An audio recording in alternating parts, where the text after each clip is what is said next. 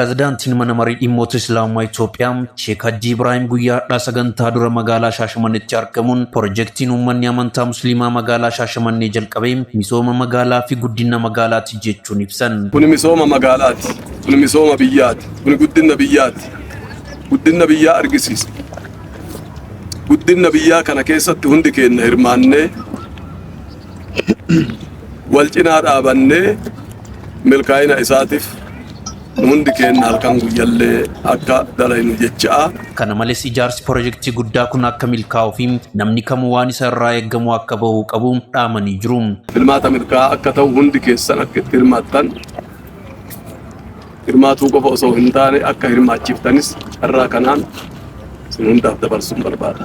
Sassaabbiin maallaqaa guyyaadhaa irraa bakka hundatti galmeen jalqabuu isaa ibsuun dilbanni dhufaa jiru kun ammoo kan maallaqa guurree walirraa funaannuudha jechuun pirezidaantiin mana marii dhimmoota Islaamaa Itoophiyaa Sheek Hajji Ibrahim uummata Itoophiyaa hundaaf ergaa fi dhaamsaa dabarsanii jiru. Warri ala jirtanillee, warri keessa jirtanillee, warri biyya jirtanillee kunoo har'a iftitaahni amma godhamee jira.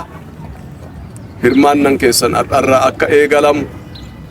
Guyyaa sanbataa ka jedhamu san immoo bu'aa walitti qabnee too'annee muslimaaf akka labsinu malee guyyaa arjoomnumti. Allahu akbar. Galmeen na duras jalqabuun oolu jalqabullee seera qabeessan har'arraa jalqabe har'arraa akka itti fufee guyyaa san immoo bu'aa rabbi nu dhageessisu.